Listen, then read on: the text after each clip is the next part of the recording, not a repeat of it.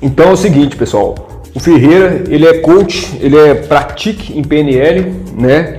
Ele é diácono de uma igreja, ele é guarda municipal civil, ele é empreendedor, ele mexe com trade também, ele faz muita coisa, né? E a gente espera com esse novo quadro falar o quê? Dos espartanos da vida moderna, falar da história desses espartanos da vida moderna.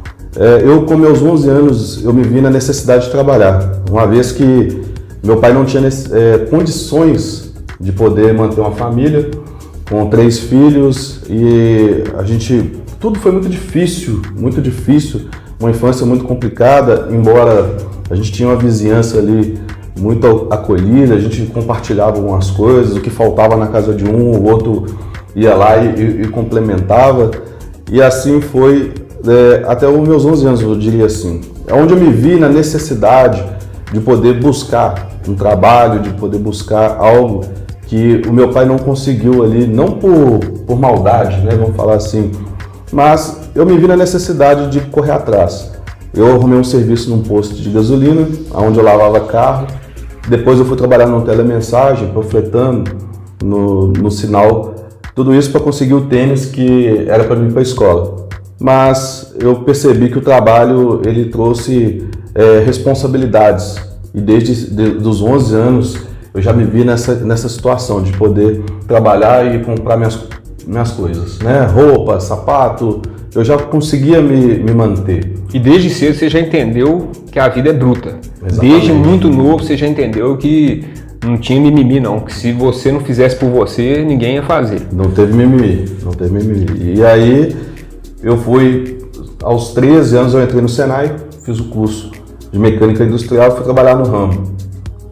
Tive um acidente de percurso, a melhor coisa que me aconteceu, eu tive um filho. Casei com 18 anos. Filho é benção, filho é benção. Casei com 18 anos, separei aos 22. Mas naquela época, a cabeça era de um jeito, tudo que eu pensava era conforme as crenças que tinham colocado na minha vida, crenças limitantes mesmo. Então, a vida só andava para trás. Até um determinado momento, por volta de 2012, 2013, onde eu montei uma empresa de cosmético. Ah, bacana. Fiquei desempregado um tempo, no período de 2009 a 2012. Nesse período aí você achou que ali era o fim do poço ali? Eu falo assim, é o período que você mais sofreu, assim, que passou mais por dificuldade? Não. O fim do poço ainda veio depois? Ainda veio depois. Aí, rapaz, eu montei essa empresa, a empresa de uma pessoa que prosperava muito, porque eu trabalhava de 6 horas da manhã, 5 horas da manhã às vezes, e até às 21 horas, 22 horas dentro de salão de beleza, eu vendia o cosmético ali, vendia para os cabeleireiros, dentro de salão, e aí com um ano eu já estava com a média de 400 clientes, uma cartela montadinha, já... Muito bom, hein? Já tinha carro próprio, moto, já estava distribuindo aí na Grande BH, Betim, Contagem, Vespasiano, e já estava só prosperando. Isso tudo mérito do seu trabalho. Tudo trabalho. Alguém te ajudou nessa época? Você que foi, correu atrás e fez o trem acontecer? Não, foi na raça mesmo. E não tinha esse negócio de não. Eu pensava o seguinte, cada oportunidade que eu tinha que fazer um amigo pelo menos. Eu não tinha só um cliente, eu tinha que fazer um amigo. Porque um amigo ali que eu fazia, aquele contato ali com a pessoa, ele certamente, a gente ia compartilhar informações ao qual depois ele poderia ser um possível cliente. E alguns nem me compravam, mas realmente eu tinha um amigo. E essa foi a melhor parte, porque onde eu conheci pessoas... É um network, né? Exatamente.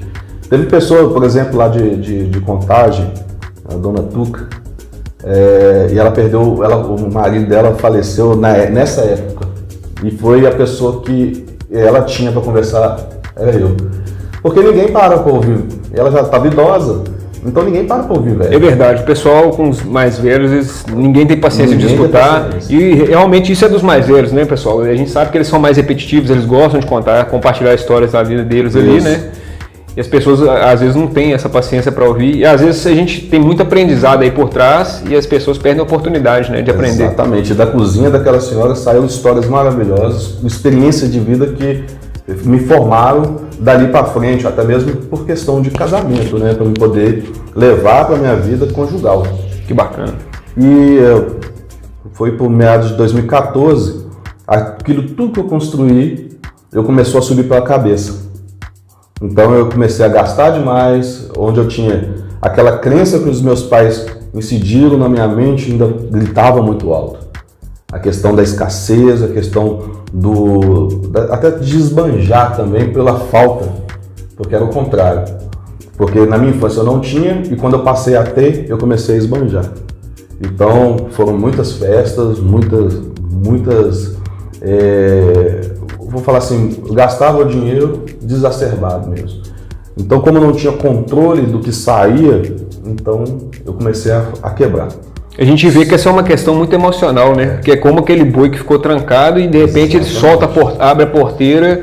É uma questão totalmente assim, restringiu muito no início, depois sentiu a necessidade de recuperar o tempo perdido. Exatamente. Então, quando eu me via gastando muito aí, gasolina, noite, que eu saía e tal, para tomar uma cerveja, comer alguma coisa, então isso me fez quebrar. Foi aonde que a depressão ela pegou forte. Nessa época de 2013 para 2014 foi uma porrada muito forte. Ali eu vi o fundo do poço. Foi aonde eu estava sem um emprego, porque eu comecei a fazer negociações ao qual eu não tinha mais lucro. A empresa começou a quebrar, eu não via isso e eu continuei gastando da mesma forma. E o padrão de vida já tinha aumentado. Exatamente, né? Eu tinha um padrão de vida para sustentar, o qual eu já não conseguia mais, porque eu tinha tanto prejuízo nas minhas negociações que eu não vi. E quando eu me vi, eu vi que estava falido com a dívida de quase 40 mil reais. E esse dinheiro a gente pode falar que foi para bebida, foi para festas, foram para... Vamos falar balada em geral, né? Balada, festa mesmo. E quando essa situação pegou, eu falei, poxa, o que eu fiz? Quando a ficha caiu. E a gente pensa assim, no fundo do poço ainda tem uma vala, você ainda consegue virar e cair mais um pouco. Mas pesado. Isso me fez lembrar da história de José. José que quando os irmãos dele pegam ele e jogam ele dentro do buraco, por mais que ele estava dentro do buraco, eu tenho certeza que ele olhou para cima, conseguiu ver a estrela e falou Deus, e orou a Deus. E foi essa questão da fé é justamente que me fez sair do buraco. Aonde realmente, eles falam assim, na pior fase que a gente busca Deus, infelizmente o encontro com Deus no pior momento, né? É quando perde um ente querido, quando perde um filho, quando perde uma mãe, quando perde a saúde, quando a pessoa... A necessidade bate na porta ali, né? Exatamente. Então foi aonde eu encontrei com Deus naquele momento, ali no fundo do poço, no fundo do buraco. Pensei em tirar minha vida, foi ali quando eu já estava casado pela segunda vez e foi a pior parte. A pior parte quando eu me vi com muitas dívidas, eu sem saber como eu ia pagar. 40 mil reais eu não tinha como fazer. E eu pensei em tirar minha vida, eu queria acabar com a dor. Porque o suicida, ele não quer acabar... ele quer um alívio. Ele quer um alívio, mas ele quer acabar com a dor. O suicida, ele quer acabar com a dor. Aquela dor que está ali sofrendo, abafando, sufocando. Então, como você está relatando aí, esse então foi o fim do poço. Na verdade, agora chegou o fim do poço mesmo, né? O fim do poço foi quando eu pensei em tirar minha vida. E esse foi o fim do poço. Aonde eu não queria mais viver. Onde eu não queria mais sentir a dor que eu estava sentindo. Entra muita questão da vergonha, entra a questão da frustração, entrou vários sentimentos ali que eu queria acabar com a minha vida. Então, num dia que foi, vamos falar assim, o pior dos dias, foi quando eu peguei uma arma, ninguém sabe dessa história, eu peguei uma arma e eu ia me matar. Eu ia tirar a minha vida naquele dia. E o que fez eu mudar de história, o ponto de virada nessa história foi justamente um pastor da Assembleia de Deus. A Assembleia de Deus estava passando na televisão e eu passei no corredor, era um sábado, e eu passei no corredor da minha casa e a televisão estava ligada. E aquele pastor, ele falou algo que me chamou muito a atenção. Ele apontou o dedo para a tela e falou: você. Olha que bacana, hein? Você aí mesmo que está passando por essa dificuldade. E ele falava justamente sobre o sacrifício que Jesus fez na cruz por nós. Os 3 dias que mudaram a nossa história. Para você ver como é que Deus manda as mensagens pra gente, né, pessoal? A gente, na forma que a gente menos espera, ele arruma um jeito de colocar a comunicação, a mensagem para nós, pra gente voltar. Exatamente. E ali foi o ponto de virada, porque eu percebi aquilo que Jesus fez na nossa vida, aquilo que ele fez, o que ele passou para que a gente pudesse ter vida e vida em abundância, foi o que me mudou totalmente. Tava igual você assim, ó, barbudo, cabelo grande. Eu nunca fui de usar barba, mas eu tava com a barba grande, enfim. Aí eu falei, não, eu tenho que... aqui é porque é Esparta, né, pessoal? Eu tenho que reagir. E foi aonde eu comecei, justamente usando o primeiro passo foi a fé. E depois eu busquei ajuda. Isso que eu ia te perguntar agora, como é que você fez aí? Parece que você teve uma iluminação. Sim. Né? A mensagem chegou até você, que fez igual você falou bem a palavra mudança de chave, que te deu aquele start para você acordar. E aí, quais foram esses primeiros passos assim para o seu caminho de reerguida, assim, né? O ponto de virada foi justamente começando pelo lado espiritual. Eu comecei a estudar sobre Jesus, embora eu vim de uma família católica. Ao longo da minha vida, eu frequentei a igreja evangélica, mas eu não era batizado, não era, vamos falar assim, não tinha aceitado Jesus, como se diz. Mas eu comecei a aprofundar um pouco mais nos estudos da Bíblia, no estudo da Palavra de Deus, e aquilo ali me motivou, de certa forma. Mas não foi tudo. Foi aonde eu comecei também a tratar o meu lado intelectual. Eu fui buscar até na internet mesmo, comecei a estudar sobre vídeos e caí no vídeo de um coach. Não foi nem onde eu fiz o curso, que eu fiz lá fazendo um call aqui, na escola, na Escola Sociedade Brasileira de Coaching. Bacana. SBC. E também fiz um curso na IBC. Então foram 2 cursos. Instituto Brasileiro, né? Instituto Brasileiro de Coaching. E depois eu fiz o Practitioner. Comecei com a falecida doutora Marlene Monteiro, que é ali no Instituto, que era na Lagoa da Pampulha. E depois eu fui na Febracis. Do Paulo Vieira. A do Paulo Vieira, exatamente. E aí eu comecei a adquirir livros, Paulo Vieira, estudando sobre desenvolvimento pessoal. E a coisa foi andando. Muito interessante isso, porque primeiro você viu a luz, você viu a fé, né? Você encontrou a fé, você viu que você precisava dar aquela mudança de vida. Exatamente. Mas depois você viu que você precisava se munir de conhecimentos, né? De uma nova mente, uma nova inteligência, né? Para poder superar essas dificuldades, né? E o pessoal que fica criticando o coach aí, né, na internet, né, pessoal, não sabe a importância que faz o coach para a mudança de vida das pessoas, né? Exatamente, porque eu tinha que entender que eu necessitava de um autoconhecimento. Muitos dos meus erros advinham da falta de conhecer a mim mesmo, de conhecer as minhas limitações. Conhecer a você mesmo vai fazer com que você se sabote menos. Então, o que acontecia comigo era um processo de autossabotagem muito intenso. Então, primeiro você tem que se desconstruir, começar a se fragmentar, para saber parte por parte de você como que funciona. É um biohackeamento mesmo, né? Exatamente. E aí, para depois você vir e montar um plano. O que acontece? Hoje a maioria das pessoas pegam um agora, o partir de agora e eu vou para cima. E não é bem assim que funciona. Eu tenho que saber como que eu cheguei até aqui. Eu não posso desprezar uma história. Exatamente. Né? Você é fruto daquilo que você veio fazendo há muitos anos, né? Exatamente. Justamente a minha tese em relação ao desenvolvimento pessoal, ela advém muito disso. Eu preciso saber o que me trouxe até aqui. Embora eu saiba que o passado não vai influenciar. Como que ele não vai influenciar? Porque eu tenho que saber quem eu sou. Tem coisas que me fortaleceram, que me trouxe até aqui. E isso eu não posso mudar.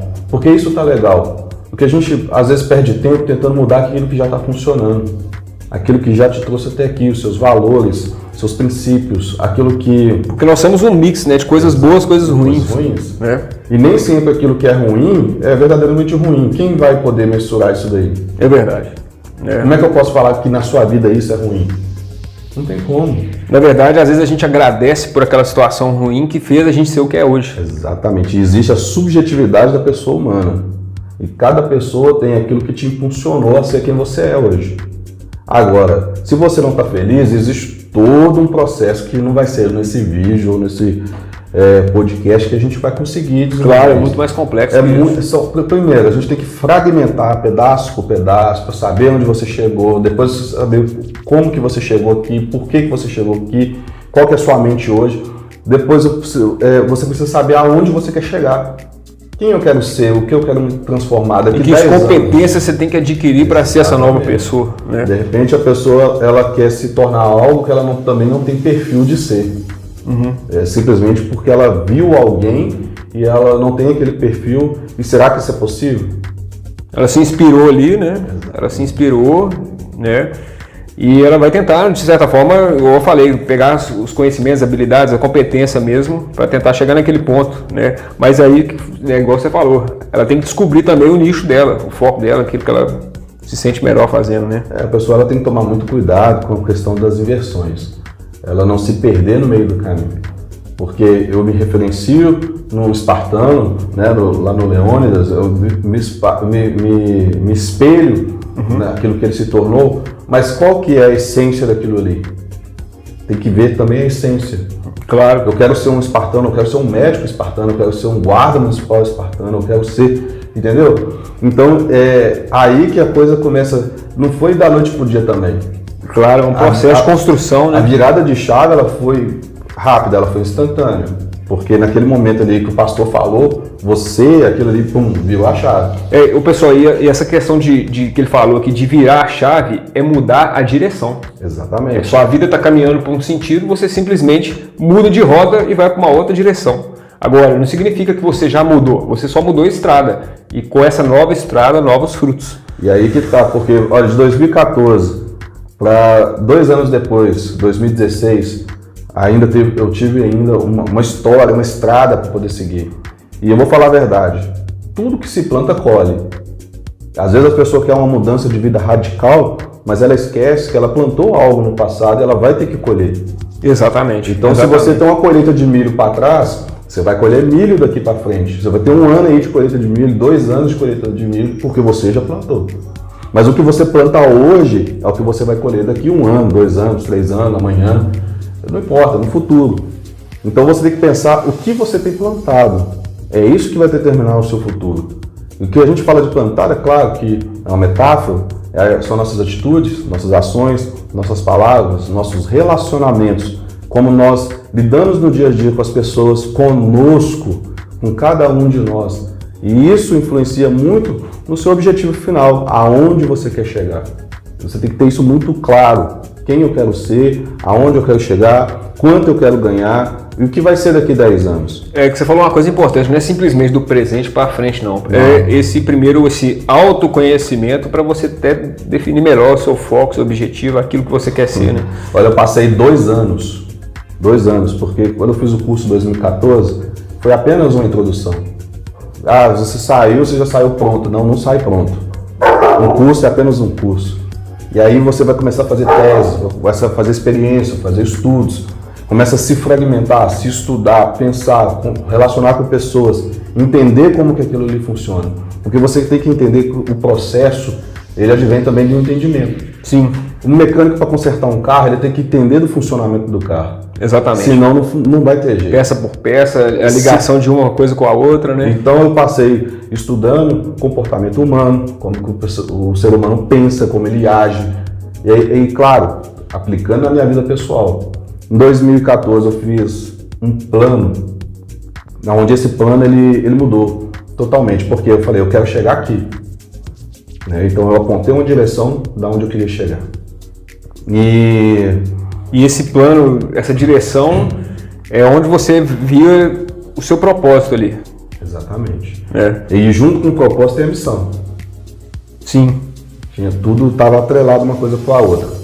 Onde eu passei 2 anos me estudando. Ou seja, primeiro eu tenho que conhecer a mim mesmo, para depois eu saber como que eu vou me relacionar com as outras pessoas. Porque a inteligência emocional, ela advém muito do autoconhecimento.